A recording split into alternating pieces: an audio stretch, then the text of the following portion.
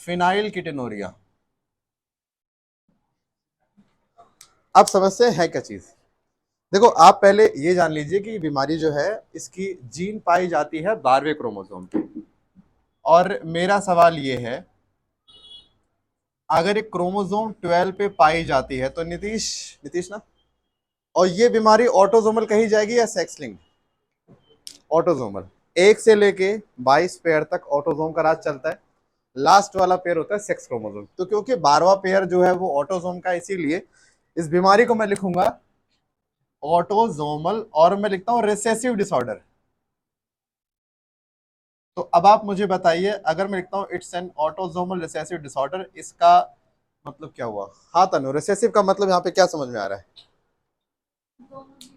जब तक किसी बंदे की दो जीन नहीं डिफेक्टिव होंगी तब तक बीमार नहीं पड़ने वाला। मतलब अगर मेरे पास दो जीन है, उसमें से एक जीन खराब होगी, एक जीन खराब नहीं, तो मैं बीमार पड़ूंगा ही नहीं। दो खराब जीन चाहिए तो बीमार पड़ूंगा मैं। अब सुन लीजिए इस बीमारी में होता क्या है। सबसे पहले एक नॉर्मल एक एनसीईआरटी की लाइन लिखते हैं, it's an inborn error of metabolism. मतलब इनबॉर्न मतलब पैदाइशी।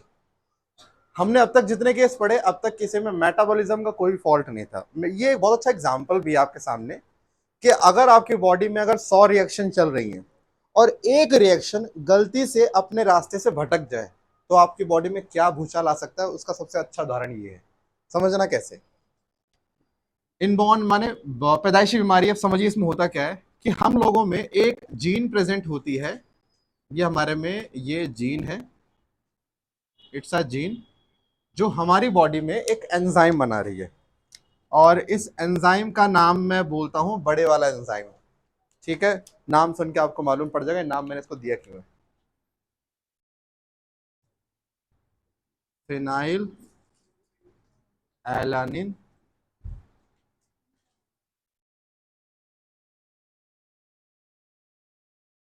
ये इसका नाम है, फिनाइल एलानिन हाइड्रोक्सिलेज एंजाइम। ये एंजाइम क्या करता है, हमारी बॉडी में प्रेजेंट होता है एक अमीनो एसिड जिसका नाम है फिनाइल एलानिन। क्या नाम है?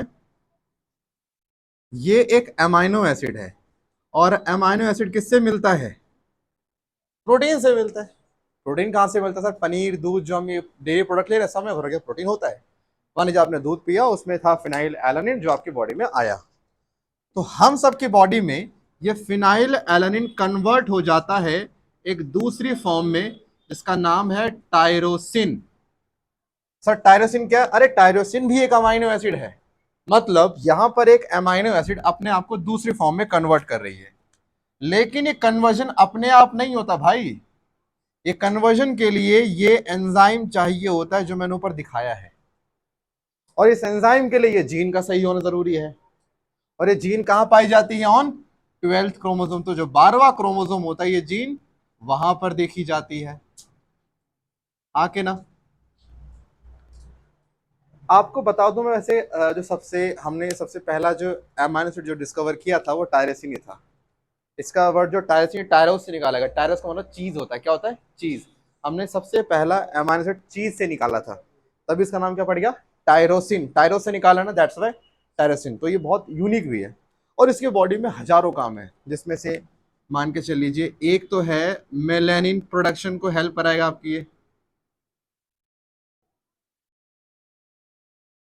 मतलब मेलानिन आपकी स्किन में एक डार्क पिगमेंट होता है जो आपके स्किन कलर, आपके हेयर कलर और आपकी आंखों में जो डार्क पन जो आ रहा है ना, वो जो सेंटर वाला ब्लैक पोर्शन, वो सब यही कंट्रोल करता है।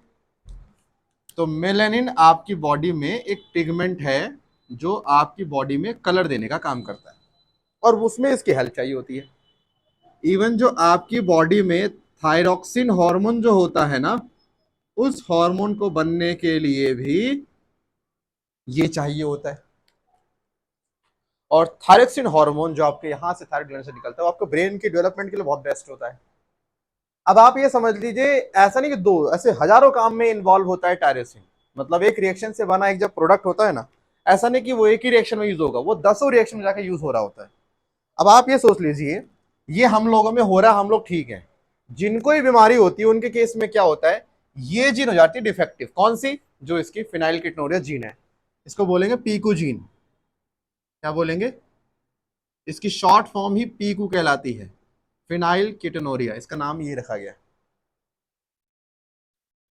अब आप सोच रहे इसके बाद क्या होता है कि जैसे ही इसकी बॉडी में पीको जीन डिफेक्टिव हुई, खराब होते ही ये जो एंजाइम बन रहा है क्या बनेगा? एंजाइम बनना बंद। एंजाइम बनना बंद तो कन्वर्जन होना बंद। अब इनकी बॉडी में फिनाइल एलन का लेवल बढ़ने लग जाता है, और जैसे जैसे इसका लेवल बढ़ेगा, क्योंकि कन्वर्ट तो हो ही नहीं रहा, तो ये एक दूसरी फॉर्म में भी कन्वर्ट होने लग जाता है, जिसको बोलते हैं फिनाइल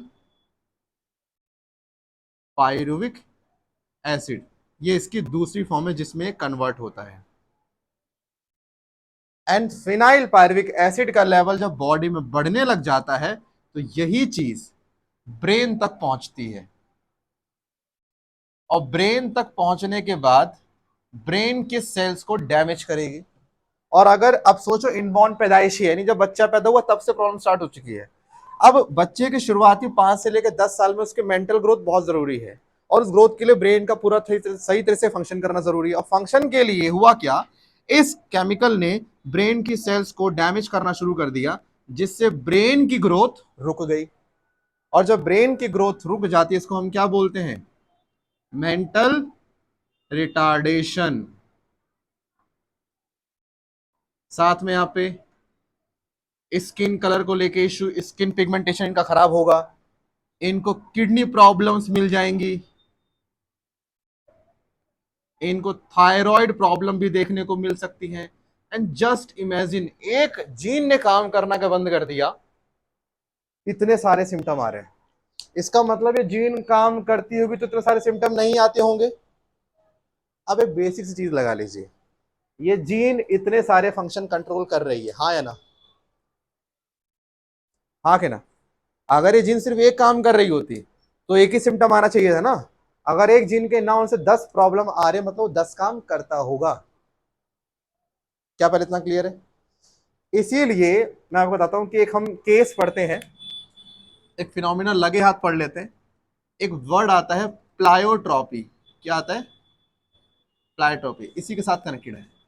प्लायोट्रॉपी का मतलब, if a gene shows multiple phenotypic character, then this phenomena will be known as pleiotropy। जैसे आमतौर पे आप लोग यही तो ही मानते हो, आप लोगों का यही मानना है कि सर एक जीन एक फंक्शन करता है। हमारा स्किन कलर की जीन सिर्फ स्किन कलर कंट्रोल करेगी, हमारी बॉडी हाइट की जीन सिर्फ बॉडी हाइट को कंट्रोल करेगी, और दूसरा काम तो नहीं करेगी। ऐसा तो नहीं है कि बॉडी हाइट की जीन आपके स्किन कलर में इंटरफेरेंस पैदा करे। एक जीन एक काम होता है। यहां पे आप ऐसा केस पढ़ रहे हो कि जीन तो एक है, लेकिन काम क्या है इसके? बहुत सारे। ये बहुत सारे कैरेक्टर्स को कंट्रोल कर रहे हैं। तो अगर कभी ऐसा फिनोमिना मिल जाए कि एक जीन बहुत सारे काम शो कर रहा है, तो ऐसी फिनोमिना को प्लायोट्रॉपी का, अरे प्लायो का मतलब तुम्हें याद नहीं है क्या? प्लायो का आपने पॉली वर्ड सुना है? पॉली का मतलब क्या होता है? प्लायो उसका सगा भाई है। प्लायो का मतलब भी क्या होता है? मोर देन वन, एक से ज्यादा को प्लायो बोलते हैं। एंड इस जीन का सबसे बढ़िया उदाहरण है पीकू जीन। अरे आवाज मत करो। कैसे सुनना? एक जीन में प्रॉब्लम आई, 10 सिम्टम आए ना, मतलब 10 काम करता होगा, यानी एक जीन बहुत सारे काम कर रहा है। तो ये किसका एग्जाम्पल हुआ? प्लायोट्रॉपी का हुआ ना। अच्छा, मैं इसके एग्जाम्पल में एक लिखता हूं, मैं क्या? पीकू जीन। एक लिखता हूं सिकल सेल एनीमिया। अब आप लोग मुझे बताओ, सिकल सेल एनीमिया कैसे प्लायोट्रॉपी का बेस्ट एग्जाम्पल है? वहां सिर्फ एक पॉइंट पे डीएनए में चेंज आया, हाँ या ना? उससे क्या क्या बदलाव हुआ? सर उसकी आरबीसी का शेप बदला, नंबर 1। हीमोग्लोबिन का सीक्वेंस बदला, हाँ कि ना? हाँ, और बॉडी में ऑक्सीजन लेवल ड्रॉप हो गया, और जो उसके अंदर लाइफ स्पैन है वो भी रिड्यूस हो गया ऑफ आरबीसी। यानी एक जीन में क्या प्रॉब्लम आई, 10 प्रॉब्लम सामने आ गई। मतलब वो जीन होती होगी, 10 काम करती भी तो होगी। तो सिकल सेल एनीमिया, फिनाइलकेटोनुरिया, ये इतने बढ़िया एग्जाम्पल है इसके।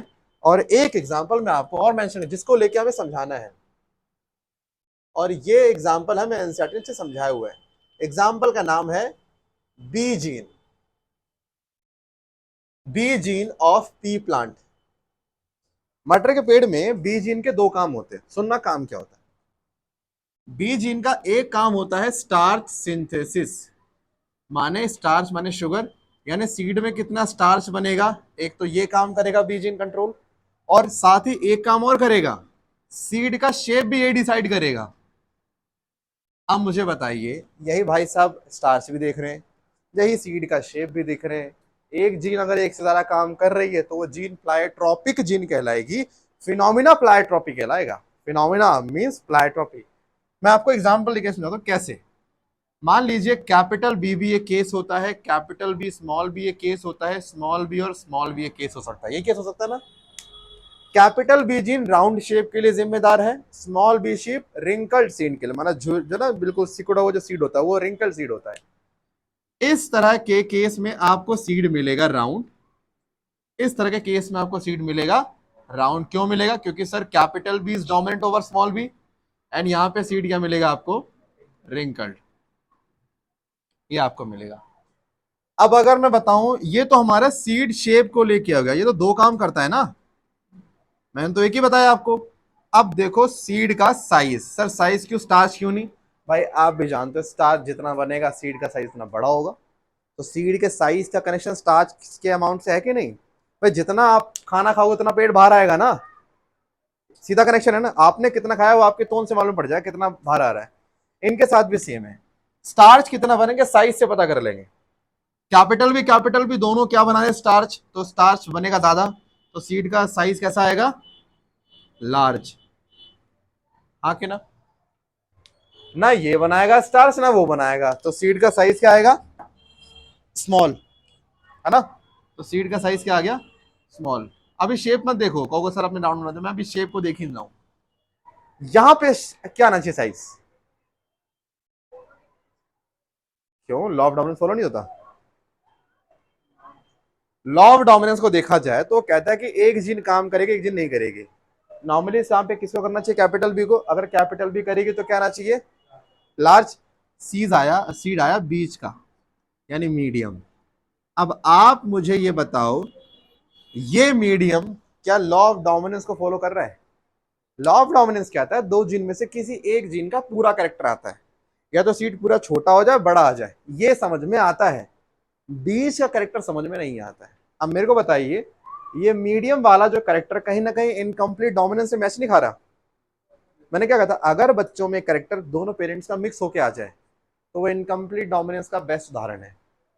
तो यहां पर ये ध्यान रख लीजिएगा, कैपिटल बी स्मॉल बी को जब आप सीड के साइज के कंपैरिजन में देखोगे तो ये एक अच्छा खासा इनकम्प्लीट डोमिनेंस का एग्जाम्पल आपको मिल गया। जिसने क्लास लिया सिर्फ उसे समझ में आ गया, ध्यान रखना। इनकम्प्लीट डोमिनेंस वाला मैंने कहा था, इनकम्प्लीट डोमिनेंस को पहचानना बड़ा आसान है, अगर करेक्टर दो के बीच का आ जाए तो वो इनकम्प्लीट डोमिनेंस है। देखो लार्ज और स्मॉल के बीच का आ गया ना, इसलिए इनकम्प्लीट डोमिनेंस। इनकम्प्लीट मींस अधूरा डोमिनेंस, ना कैपिटल बी ठीक से काम कर पाया ना स्मॉल बी कर पाया, तो ये चीज आप याद रखना। अच्छा, तो खैर ये हमारा प्लेटफॉर्म है, जरा इस पे आते हैं मुद्दे पे। अब हम बात कर रहे हैं यहाँ पे हमारा कि भाई बॉडी में मेंटल रिटार्डेशन हो गया, मतलब इसके केस में हो गया आइला। आइला, आइला समझते हो? आपने एक मूवी देखी होगी, कोई मिल गया। ऋतिक रोशन को जो प्रॉब्लम थी, क्या प्रॉब्लम थी कि एज बढ़ रही है लेकिन जो उसका दिमाग है वो नहीं बढ़ रहा, दिमाग उतने का उतना है। इसका मतलब ये होता है कि फिजिकली पर्सन की ग्रोथ तो हो रही है लेकिन मेंटल लेवल पे ग्रोथ नहीं हो रही, तो वो बच्चा ही होता है। ठीक है, तो इनके केस में भाई सब प्रॉब्लम होती है, मतलब ऐसा नहीं कि इसको जादू आके मिल जाएगा। इसका केस अलग है, जो कई 10 बीमारियों के सिम्टम कॉमन भी आ सकते हैं, ऐसा नहीं कि किसी दिमाग खराब हुआ। तेरे को पीकू है क्या, ये मत पूछ लेना। तो ये है तुम्हारा भाई फिनाइल कीटोनुरिया, इसको फटाफट लिखो।